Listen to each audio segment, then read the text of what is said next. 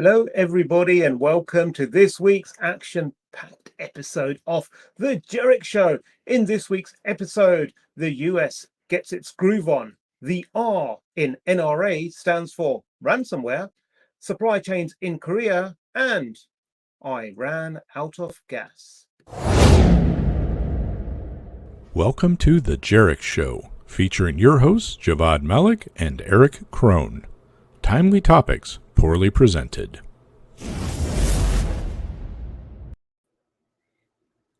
Hey, so Eric, what's new in your world? What have you done this week? Anything interesting?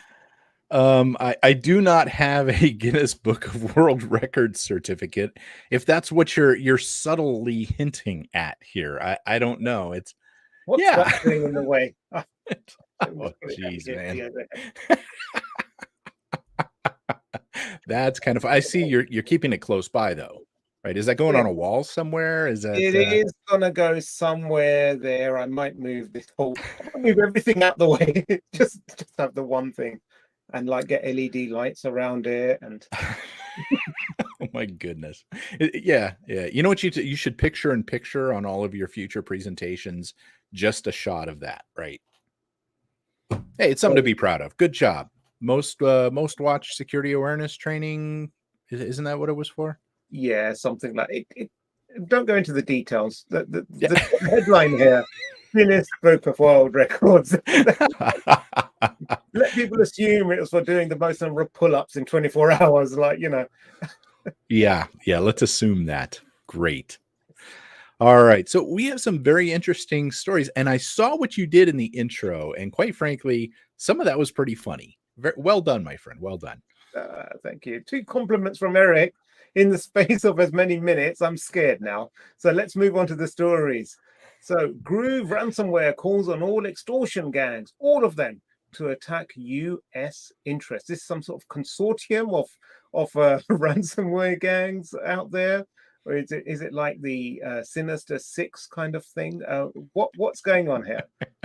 Yeah. Basically, what happened here is they're upset. Groovy ransomware is upset at the takedown of REvil, and in doing so, now they are calling to arms all of their brethren in the ransomware side.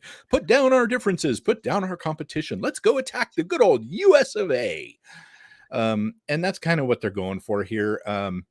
Is it going to do anything? I don't know, but it's rather interesting. One of the admins over at Orange is saying, "Oh, this has been a long time coming. Now this is just a catalyst for it, and so we're just going to go attack the U.S. now, and maybe some Europe. I mean, you can't just sit back and watch the show, Javvad, but there may be some Europe involved there too. But ultimately, it's in retaliation, I think, to the U.S.'s stance and President Biden doing certain things as far as getting together 30 other countries to say, yeah, we're tired of this stuff, which we've talked about in the past. But the takedown of REvil and these things that we're doing to combat it, I think, is what's really driving this. Yeah. So there've been like attack calls to arms like this in the past. And sometimes they haven't really amounted to much. Sometimes it's more like, what was it? Anonymous, when they sometimes, or people claiming to be part of Anonymous, and they were like, we're going to do this, and then everyone's on high alert and nothing really happens. Or like 3 kids turn up and they've downloaded the lower orbit ion cannon, and there's no masking of their IP address, and they're inside. Right. We saw something like this at Area 51. Remember that? They were all going to rush Area 51.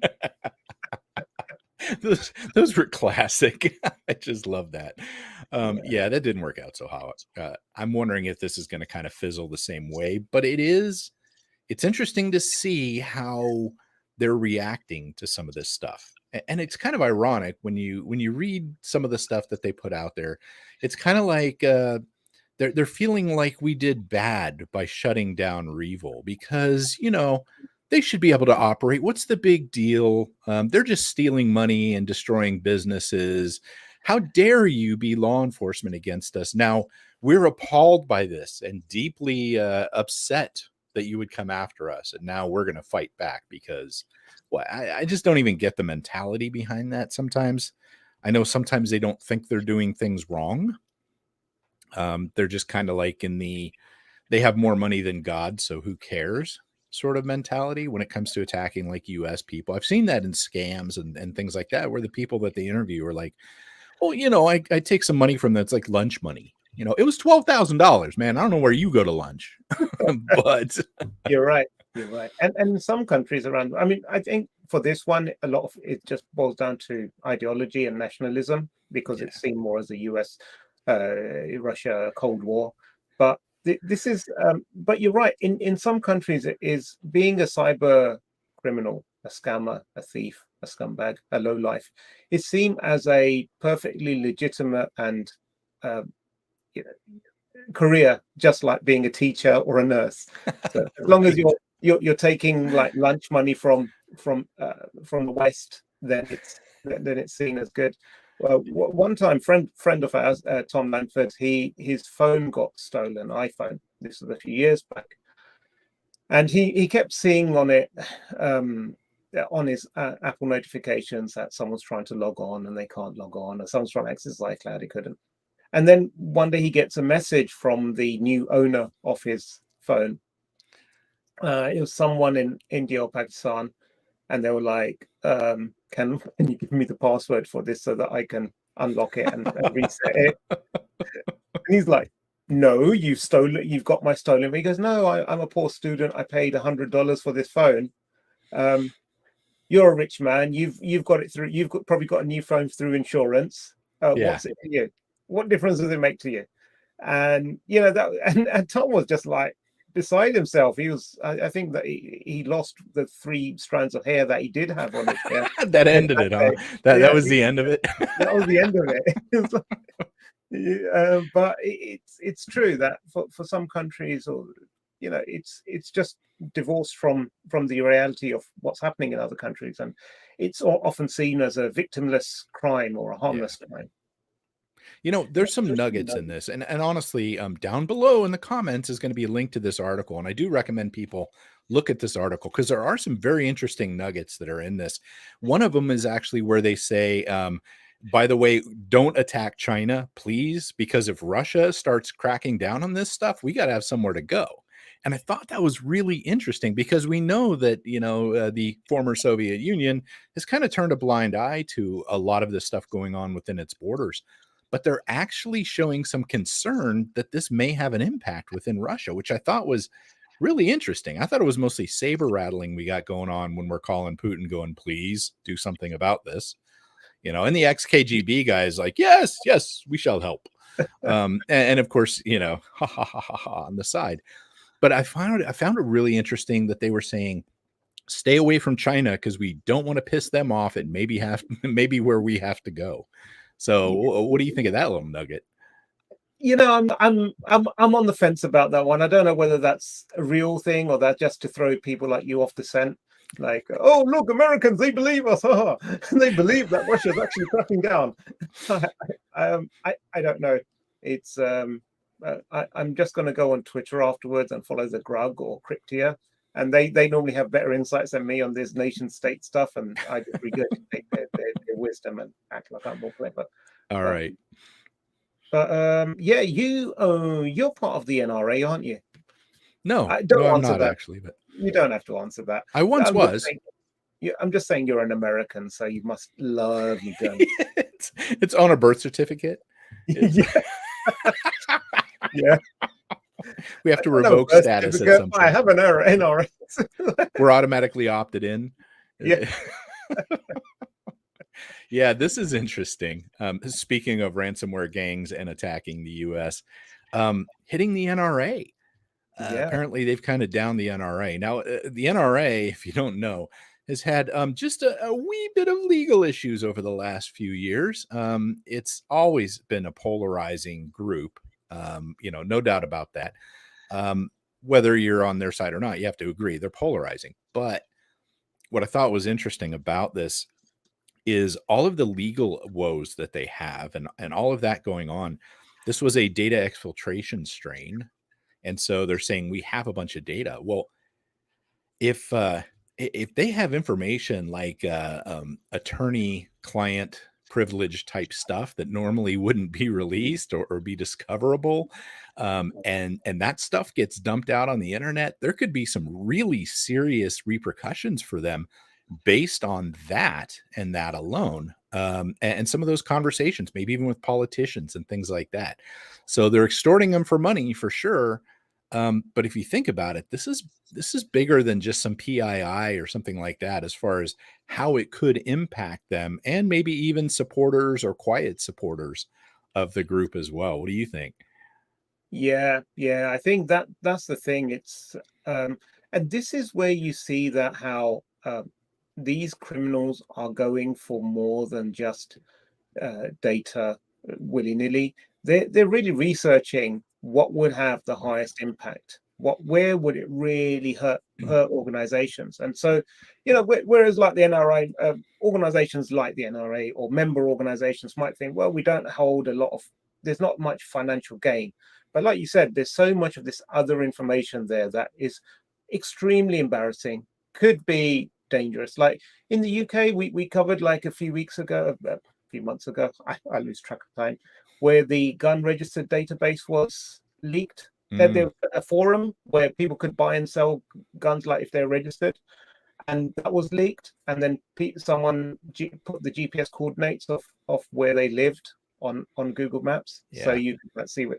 And so and that's not even a big issue over here as it is over there. Yeah. I was picturing here what the Google Maps would look like. They'd have to mark the places that don't have guns. Otherwise, it would just be a big like blob. Yeah. Why don't you have a gun? You're not American enough. Right. Exactly. No, you'd have to do it the opposite way, instead of dots for people that do, because it would just take over the whole map. They'd have to have dots for people that don't. Yeah. But yeah, no, it's a really, really interesting. You know what? Now that we're talking about it, I just there's been a big DDoS attack against a lot of telcos in the UK over the last recent days, and it's impacted a lot of VoIP telecoms providers, and they've been asking for ransom to effectively call off the attack. And I thought that was really, really interesting, because often when we talk about ransomware, people are like, well, if we have backups, we can recover from backups. And now we're talking about, well, they also exfiltrate data. Well, if they exfiltrate data, we need to have these strategies.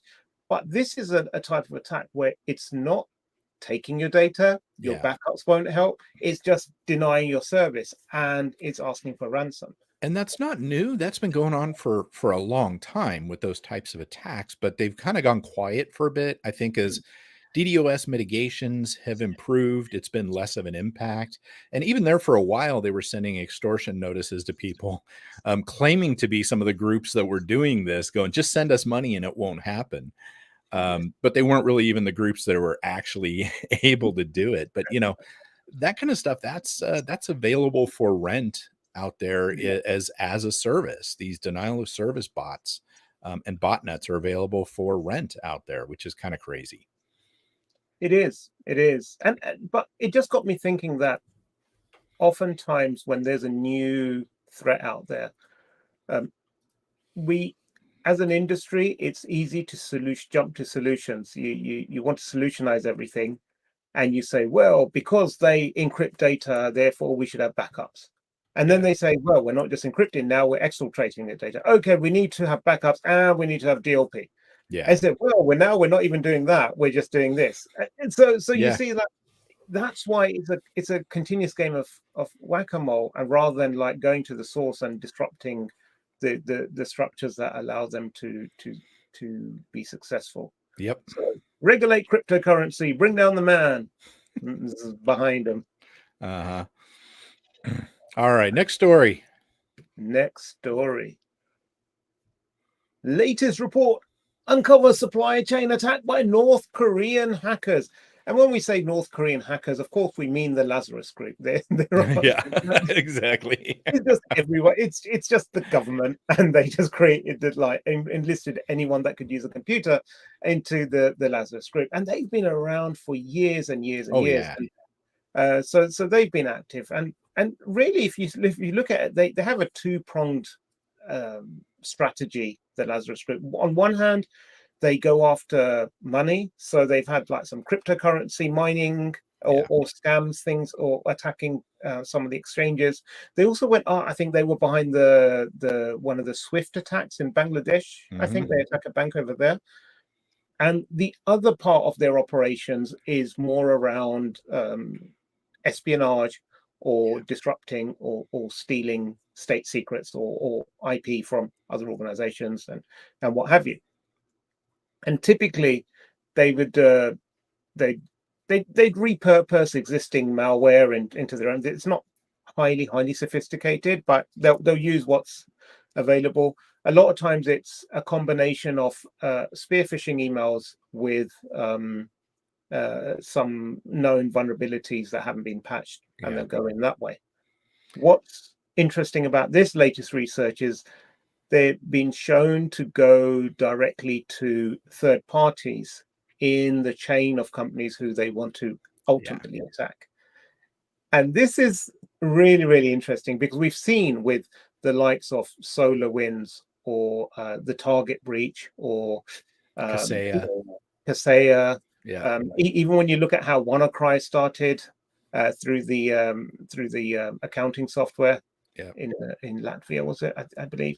But either way, it's highly effective to go through the supply chain and really difficult to detect. So do you think this is a start of the newest trend where all of these nation states are going to start going after some supply chain because it's the soft underbelly of the whale? Who says they haven't been, and we're just now looking for it and finding it, right?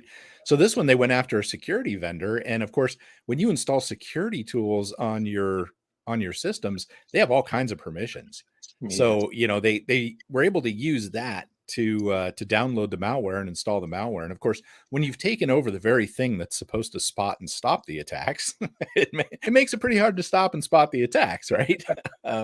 So it was very interesting. And you're right, there's two very distinct groups within Lazarus that have different focuses. And I don't remember the subgroup names, but yeah, they have very different focuses. The thing is, they're good. They're really good. And they take advantage of things. There was a podcast earlier this year that I heard. It was like the Lazarus Group. I can't remember the name of it. Gosh, it was awesome though. But it went into how they were over in, I think, the Philippines, laundering money through casinos. It was a fantastic podcast on that. I'll see if I can find it. I'll put it in the show notes. Cool. Yes. It's interesting story. Shall I bring up the next story now? Let's do it. Let's move along. Someone was telling me in radio stations, they have auto detection if it's quiet for too long. Some of them, they have software that detects it's been quiet for too long, and they start playing the song automatically. Because you don't want someone tuning in and it's just quiet for 30 seconds. Yeah, dead air. And there was a discussion going on once, and one of the guests said something that was really shocking. And everyone was just stunned silence, and it was like really bad news. Like, I don't know, like my husband died by drowning, by being drowned by wolves at sea, and everyone was like, and then there's like this really happy song started. Oh, geez. Speaking of happy songs, this is the one I loved your intro on here. I ran out of gas. Yeah, you'll be here all week. I know. Our three. This is the type of quality that our three listeners stick around for. John Oliver must be quaking in his boots. Yep.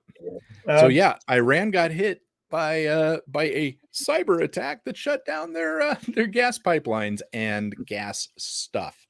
So how's it feel? I guess from our side, having been a victim of a nearby gas pipeline outage, it didn't affect us, but it drove our prices up. People by Eric Crone. Step number one: laugh at anyone that's a victim of any sort of crime. Right? Please continue. No.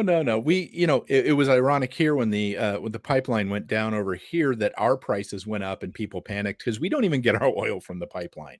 But it caused this kind of ripple effect. And you got to wonder, like, when things like this happen, if something happens, everybody's going to be running to the pumps to fill up, which puts extra demand on things, which puts a strain on the system. And lo and behold, here in Iran, yeah, their state-run, apparently, gas stuff is down.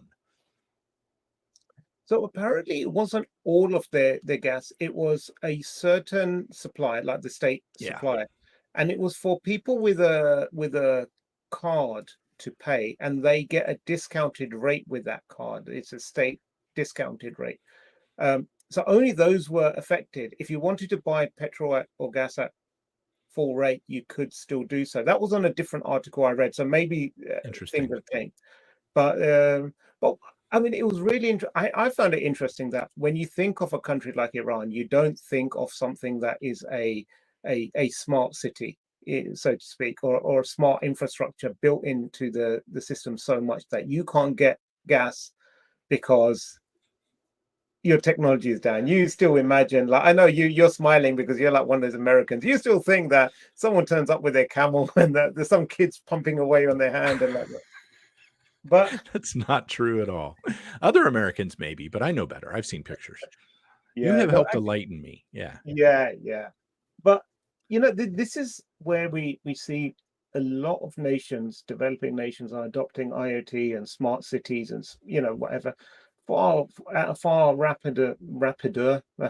quicker rate than developed nations, because they don't have any old infrastructure to rip out or replace and change. So they're going straight to this stuff.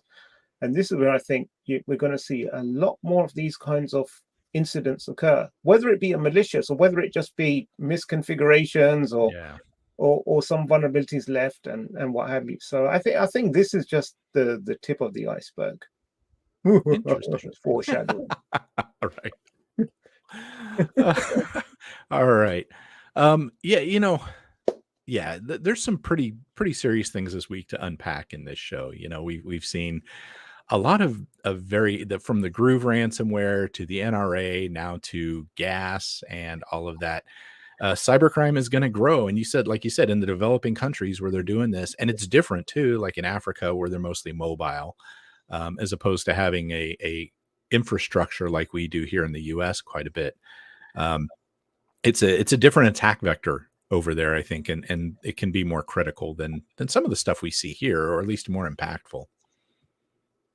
Indeed. And you just sent me a message saying you got to go, isn't it? Okay, so Eric's got to go. So with that, thank you very much for joining us all. It's been an absolute pleasure as always. And we will see you again next week on the Jerich Show. Thank you very much. Stay secure, my friends.